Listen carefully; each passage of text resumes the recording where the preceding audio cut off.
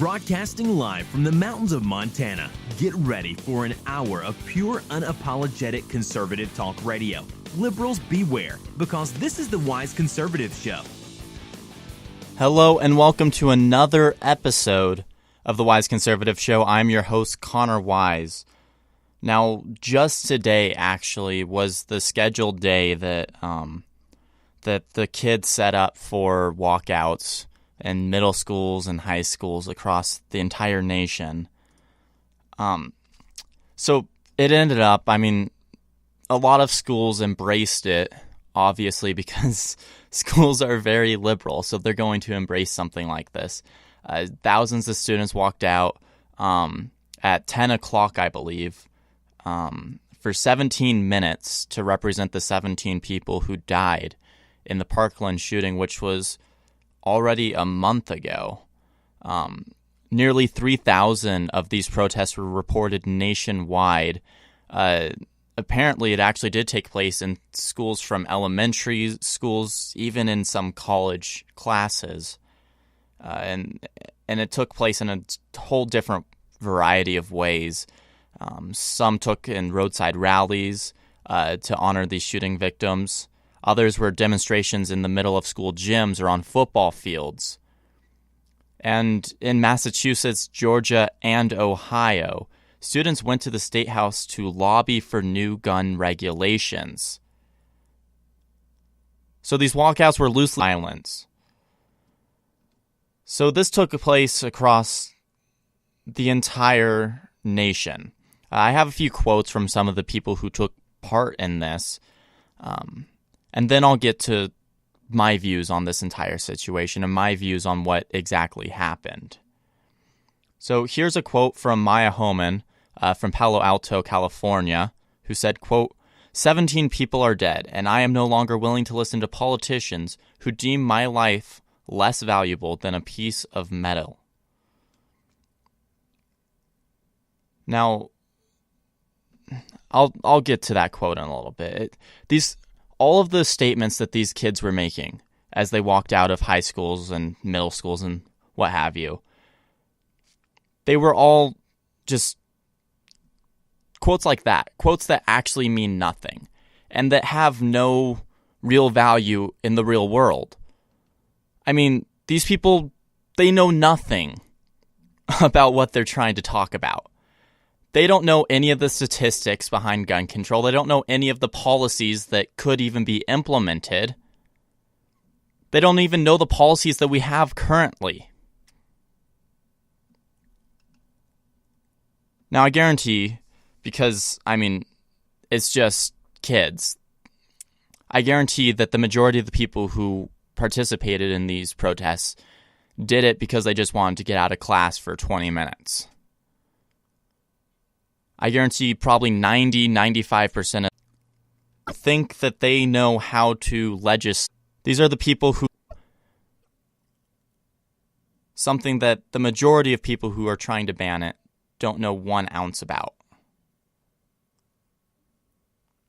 Entire episode, what was that, 2 weeks ago? Yeah, 2 weeks ago to talk about gun control.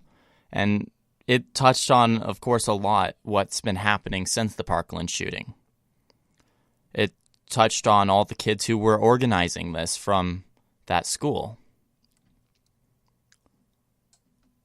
And so I'm not going to spend an entire episode talking about this again, folks. But I do want to say that I think it's wrong that the media and the Democrats are using, and I think it's wrong that they did that. I think it's quite honestly terrifying the amount of pressure that they put on these kids.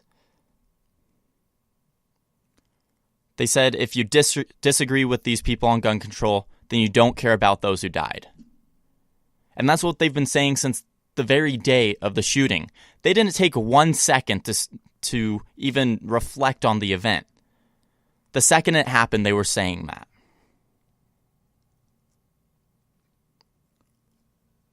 It's sick and wrong the amount of ways that the media and the Democrats are using children to their advantage here.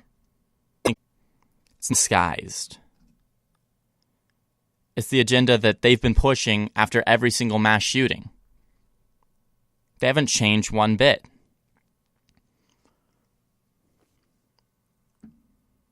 And so after the shooting, I'm going to stick on this topic a little longer, guys. After the shooting, we saw in Florida, they recently just passed a bill, and it was signed by the governor, that raises the age to buy all firearms, even rifles, to 21. And I kind of find it hypocritical that Democrats are pushing for something like that. Because they're using not a miracle, folks, is the Democratic agenda but the real being talked about by the left. It's not being talked about by the media. The real issue is how our kids have been raised. The real issue is the lack of responsibility. We have these kids that are being raised thinking that they get everything in the world. So when they don't get something, they go a little bit crazier than they used to. They freak out a little bit more. They make a big deal so that they get attention. And that's when these shootings happen. It's not because there's guns in our nation. These kids would do anything to get attention. That's why they do this sort of thing. It's to get attention. Whether it's a knife, whether it's a bat, whatever weapon they can get their hands on, they're going to. Banning guns from law-abiding citizens isn't going to stop that. Even if this person couldn't get a gun, which chances are they still could, they would use a knife, they would use some other weapon. I mean, there's stories of kids walking through libraries with a knife and they stab 20-some people. Knives are just as, if not more, deadly in certain hands. But we don't see a ban on knives being advocated for. The issue isn't guns, folks. And the Democrats need to realize that. The media needs to realize that. Because 30-some years ago, there were still the same amount of guns, but there were, if any, school shootings, 1 or 2. It's our culture. It's how our kids have been raised in this last generation. It's the snowflake generation, folks. When they don't get their way, they cause a big fuss. They're the reason, not guns. All right, I'm going to take a quick commercial break. Don't go anywhere. This is the Wise Conservative Show.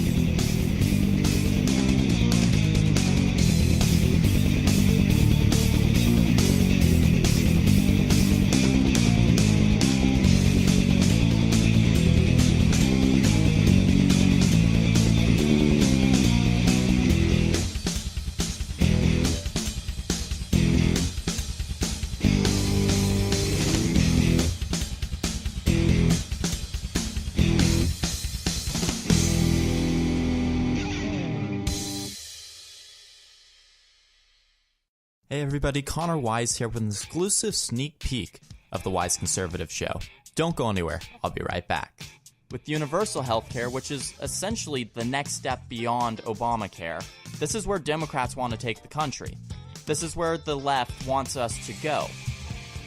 With universal health care, now there's no insurance companies, no one competing whatsoever, and the government controls it all. Calling all young conservatives. Have you ever wanted to write for an online publication? What about host your own conservative radio program? Now you can, thanks to youthrevolt.org. Youth Revolt is a conservative media network for young people, the goal of which is to educate our fellow Americans and also to expose the left-wing indoctrination that goes on in classrooms across the country. Become part of a team that is dedicated to taking the country back, one radio program or opinion column at a time. If you're interested, go to youthrevolt.org and click on Join Us on the top of the page. Fill out our brief questionnaire, and one of our representatives will be in touch with you in no time at all. The time to reclaim our future is now. Be a part of something that's bigger than yourself, and join the movement today. Youth Revolt. Speak without fear.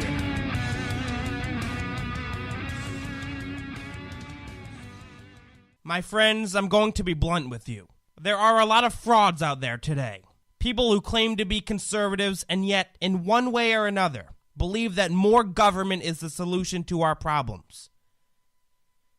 That's not what conservatism is about, and even more than that, that's not what our Constitution is about. I'm Jason Veely, a recent college grad who has the guts to say what needs to be said without pulling any punches. On my radio show, you can... No word if there were sprinkles. He paid $38 million, looks like $38 million in taxes. Are you tired of listening to snowflake liberal media report about ice cream scoops and typos instead of real facts?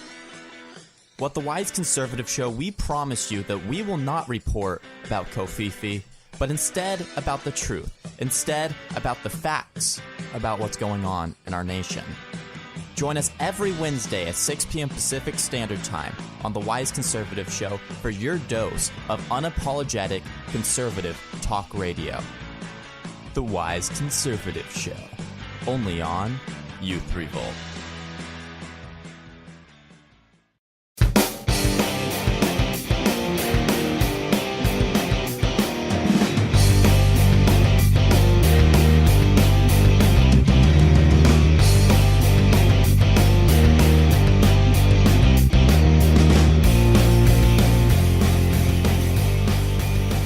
Welcome back to the Wise Conservative Show. I apologize, there's been some internet issues within that first segment. I think I got it fixed, so hopefully the feed is going smoothly now for you guys. So yeah, I just noticed that during the commercial break, so I hope I did get that fixed for all of you. But this segment, something very important to talk about. And we haven't talked about it a lot very recently. And that's the border and illegal immigration in sanctuary cities.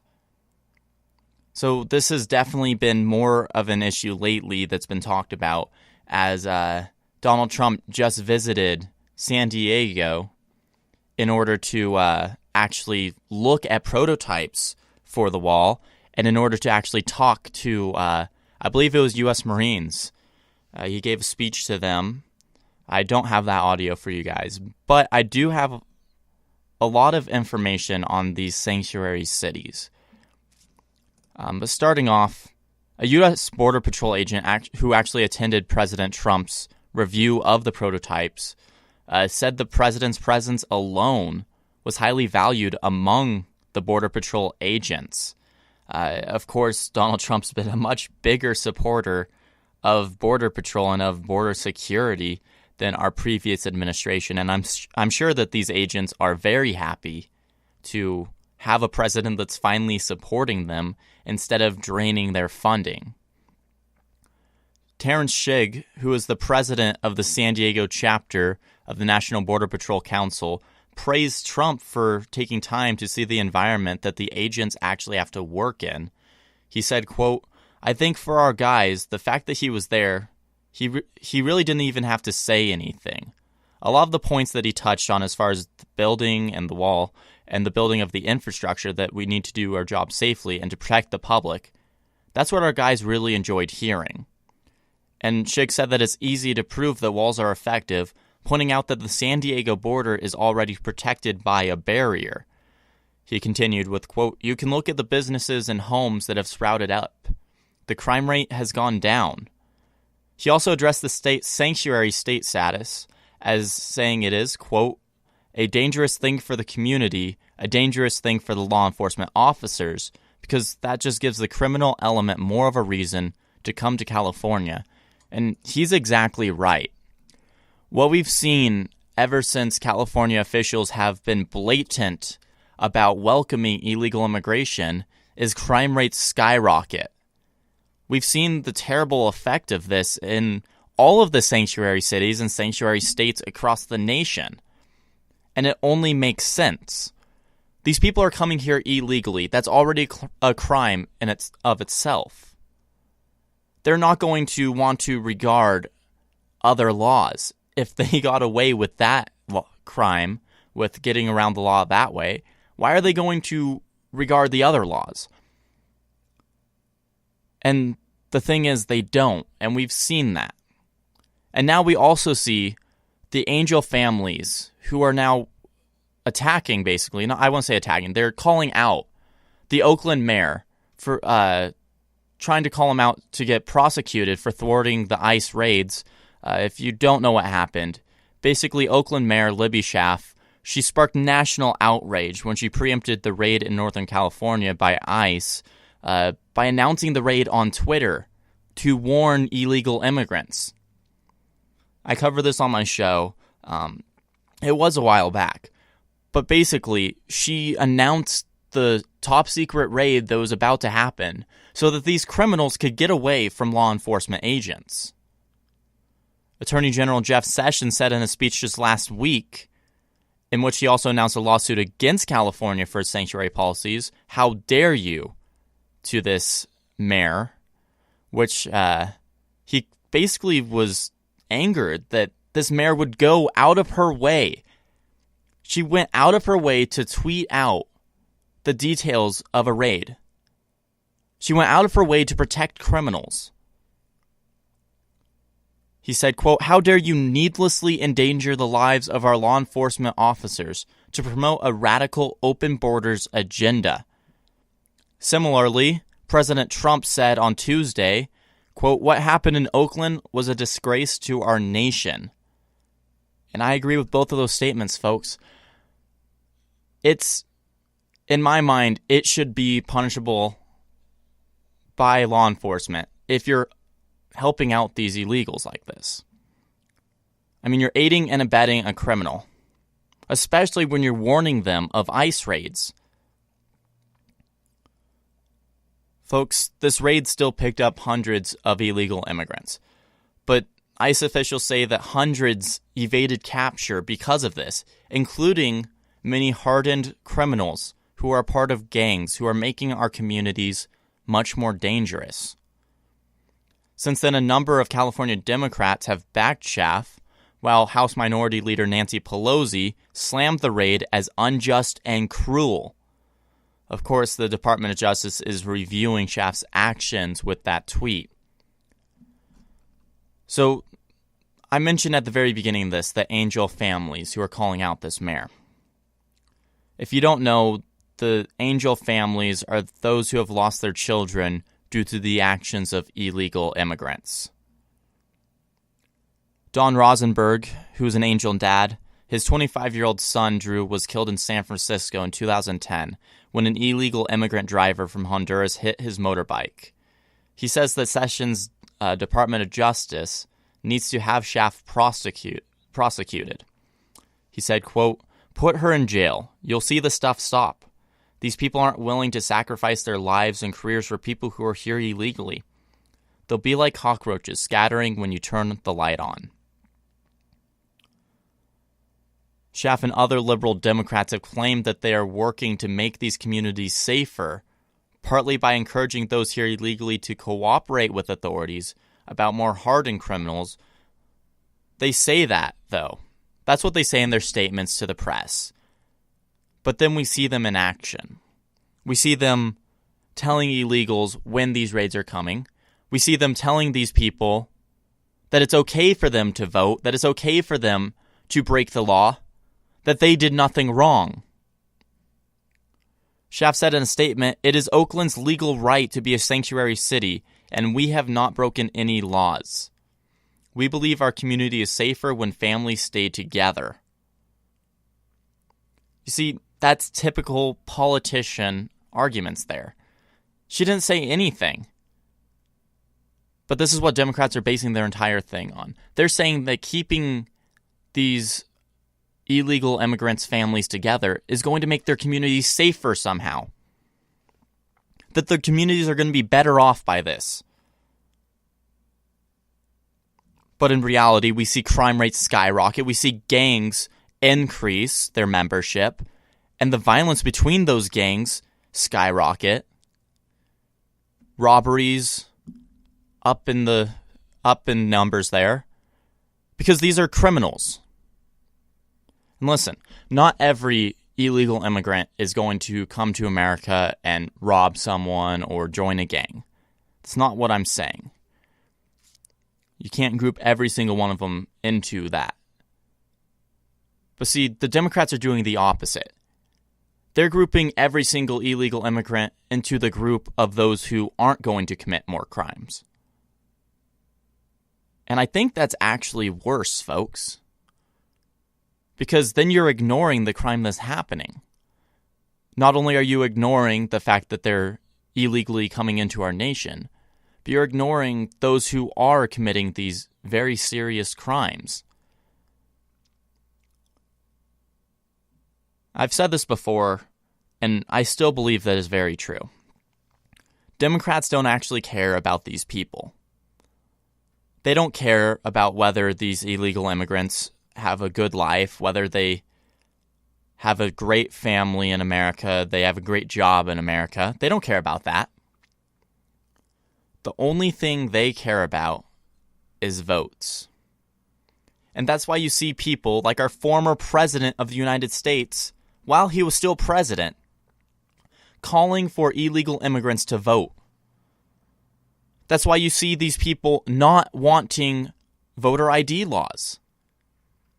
Because then they're not going to be able to have those votes. That's why you see them urging, like Governor Jerry Brown, you see Nancy Pelosi, Dianne Feinstein, all these people have urged illegal immigrants to vote in national elections, which is a right reserved for citizens of the United States, which these people are not. Folks, they don't care about these immigrants' lives. They don't care about how well they live. They just care about getting power and influence. And that's the votes. So when you see these Democrats defending the killer of Kate Steinle and the killer of all of these people that lost their lives due to illegal immigrants, defending them, saying that they were just trying to have a better life, that they were struggling, and that we need to help them. It's hypocritical, it's a lie, and it's just them trying to get influence. And honestly, I don't understand why they've taken it to such an extreme, besides the fact that Donald Trump is so hardline on this issue. We know that they'll fight tooth and nail to disagree with President Trump on every single issue. And we've seen them ramp up their support of illegal immigration since President Trump took office. Since President Trump announced his presidency, or his candidacy for the presidency. Ever since he talked about building a border wall, they've been talking about how that's racist, how it's anti-American. But the only anti-American thing I see here are Democrats allowing people to break the law and inviting them to break the law. Our nation was founded upon laws. Our nation continues to thrive upon being a nation of laws. You can't ignore it. No civilized nation can survive without laws. We see the issues that's been created over in Europe because they got rid of their borders. We see the crime. We see all of the chaos that happens because of it. That's what Democrats want here. But that's not what we need here. We need to have a secure border. We need to reform our immigration system. And we need to be deporting all of these criminals. And that's exactly what the Trump administration is trying to do, but that's what Democrats are trying to stop him from doing. And every time they stop him, they're just proving that they don't truly care about American lives, that they don't truly care about American citizens and our families and our safety and our well-being. All they care about is power, money, and votes. Those three words can summarize every single agenda that the Democratic Party has and that they continue to fight for tooth and nail every day. Power, money, and votes. It's what they do everything for, including putting American citizens' lives in danger. I'm going to take one last quick commercial break. Don't go anywhere. This is the Wise Conservative Show.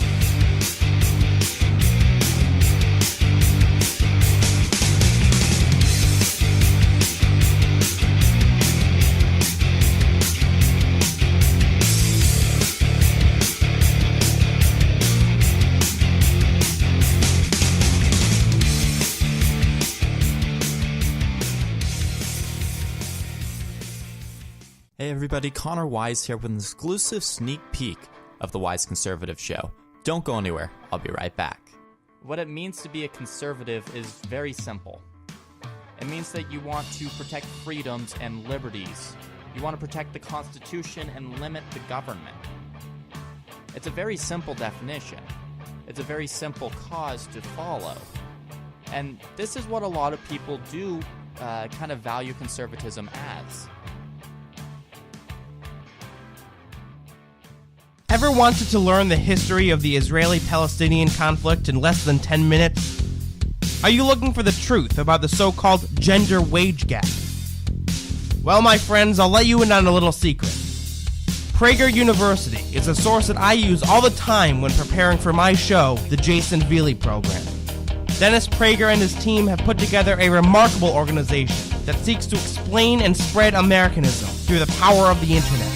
Their short yet extremely informative videos reach more than 100 million people per year, and they want to reach you as well. Go on YouTube and type in Prager University, or go to prageru.com for all of their latest content. That's Prager, the letter U.com. prageru.com.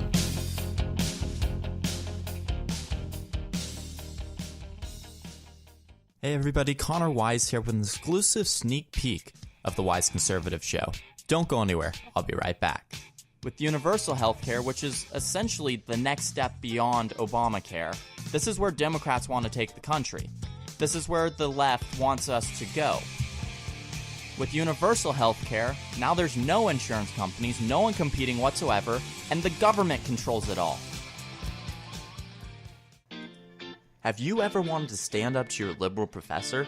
Have you ever wanted to help expand the conservative movement? Well, it sounds like you would be a perfect fit for Youth Revolt. Youth Revolt is a team of dedicated young conservatives fighting liberal indoctrination within our school system. If you're interested in being a part of this team by being a columnist or even hosting your own radio show, go ahead and click the Join Now tab at the top of youthrevolt.org. You'll be asked to answer a few questions, and a Youth Revolt team member will respond to you quickly. Be a part of something bigger than you. Be a part of Youth Revolt. Speak without fear.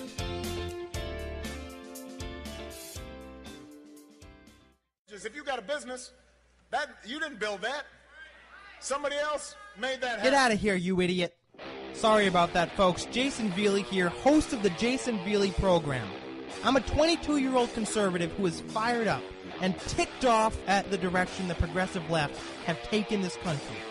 Join me every weeknight at 7 o'clock as we promote liberty, advance conservative principle, and work to restore the Constitution of the United States. I can get loud and I can get passionate. How can we afford not to when so much is on the line? Tune in to the Jason Veely Program, live every weeknight at 7 o'clock p.m. Eastern Time on youthrevolt.org. I'll see you out on the battlefield.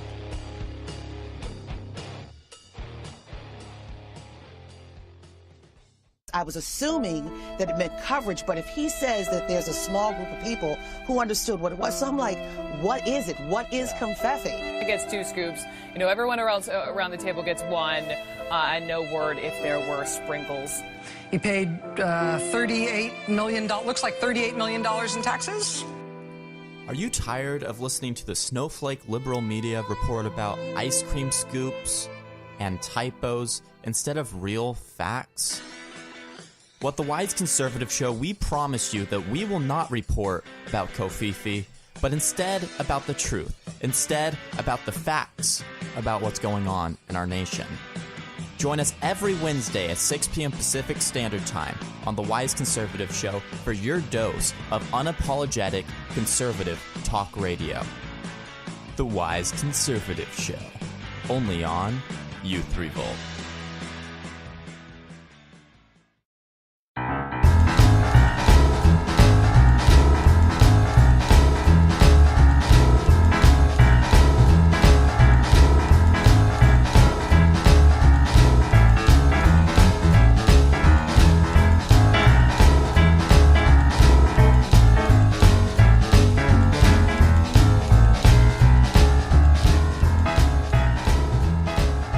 Welcome back to the Wise Conservative Show. I am your host, Connor Wise. Now, I do regret to tell you this, but Hillary Clinton is back. Now, she gave a speech in India. For some reason, they paid her to do this. And she's back in the news for, once again, coming up with another excuse as to why she lost the presidential election. But something's different about this time. Usually, Democrats typically fall into her campaign and fall into her, base, because it's no longer a campaign. But they fall behind her when she's trashing, voters and the reason why she lost. But this time, even her former campaign manager and Democratic senators have a consensus across the board that even sugarcoating her comments won't make them any easier to swallow. So during her appearance in India over the weekend, she claimed that she lost the 2016 presidential race in part because white women didn't stand up to the men in their lives, pressuring them to vote for Donald Trump. She said, quote, "We do not do well with white men, and we don't do well with married white women." And part of that is an identification with the Republican Party and a sort of ongoing pressure to vote the way your husband, your boss, your son, whoever believes you should. She added, quote, "I won the places that represent 2/3 of America's gross domestic product. So I won the places that are optimistic, diverse, dynamic, moving forward." And his whole campaign, Make America Great Again, was looking backwards. So Clinton's former 2008 presidential campaign manager, Patty Solis Doyle, didn't even defend Clinton's remarks, saying, quote, "Look, this was bad. I can't sugarcoat it. She was wrong, and clearly it's not helpful to Democrats going into the midterms, and certainly not going into 2020. She added, "She's put herself in a position where Democrats are going to have to distance themselves from these remarks and distance themselves from her, particularly those Democrats that are running in the states that Donald Trump won." And folks, that's exactly what's happening. Senator Claire McCaskill, who's a Democrat from Missouri who's up for re-election, well, she's in a state where Trump won by 19 points. And she told the Washington Post, "Those are kind of fighting words for me because I'm partial to Missouri voters. I think they were expressing their frustration with the status quo." See, she's someone who actually gets it. Senator Sherrod Brown, a Democrat from Ohio who's up for re-election in a state that Trump won, also slammed Clinton, saying, quote, "I don't really care what she said. I just think that it's not helpful." And when asked for a comment on her remarks, a Clinton spokesman simply referred Fox News and other agencies to a study that supports Clinton's claim that women vote in their husband's economic interest. Folks, just last month, Clinton was also blaming misogyny and old-fashioned sexism for her loss. In her memoir, What Happened, she faulted a range of factors. That's voter ID laws, the emails, the unprecedented intervention into our elections, in her own words, by former FBI Director James Comey, and then, again in her words, audacious warfare waged from the Kremlin. Clinton also criticized women who did not vote but supported the Women's March in 2017, and she called that day bittersweet. Folks, she's off the rails. She was already a terrible candidate. She was already a terrible politician. And she already called half the nation deplorable, a name that a lot of us say proudly now. Clinton can't seem to make up her mind as to why she lost the election. And she seems to still make up excuses for it. But I can guarantee that she did not lose because Russia rigged voting machines. I can guarantee that she did not lose because of unprecedented intervention from the FBI. And see, I wouldn't say that the emails were the only decision, but yeah, they were a factor, and she's condemning the emails for that. But the emails were her fault.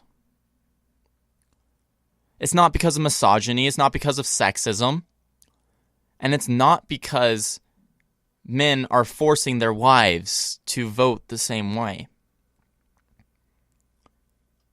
And I think believing that that's what actually happened is kind of sexist in itself. But then again, it's Hillary Clinton, and she's been hypocritical on every issue she's ever talked about.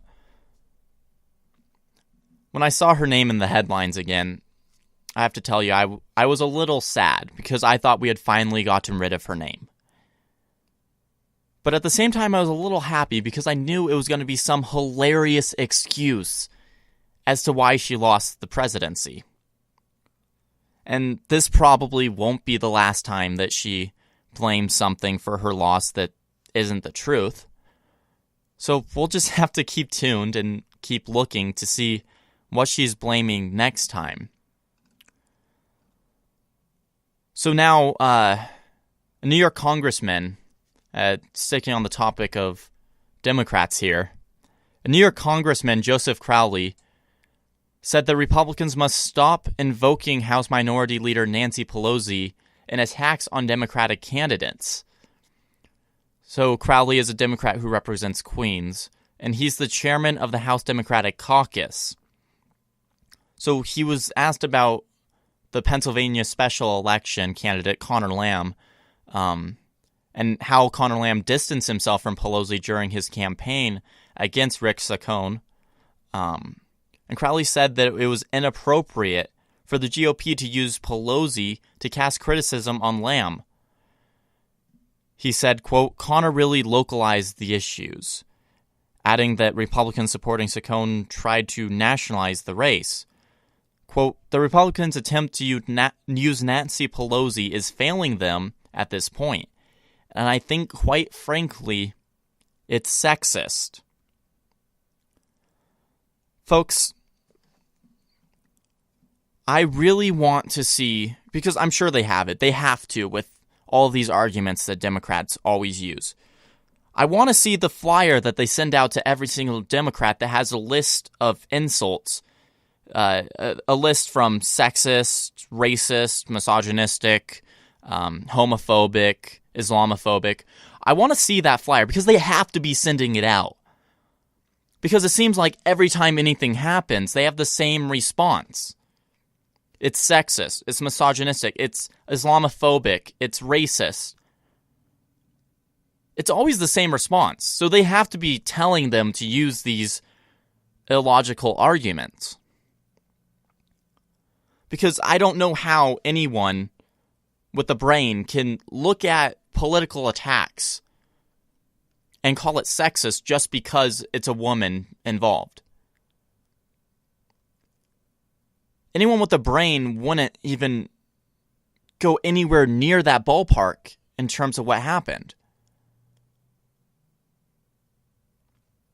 So either the majority of Democrats just don't use logic whatsoever, which is highly likely, or they are sending out some sort of flyer with these terrible arguments. But folks, it is an issue. It's an issue that every time a Republican does anything, it's some sort of racism or sexism. It's a problem that every time we do that, we're called that.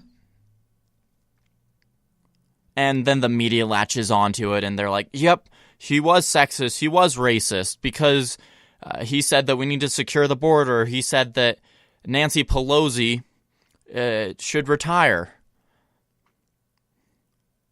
They latch onto it and they take off with the narrative because anything a liberal says is correct in the media. So they don't necessarily need to use logic in their arguments because of the media. And that's an issue because people actually start to believe them. People believe that attacking Nancy Pelosi is sexist.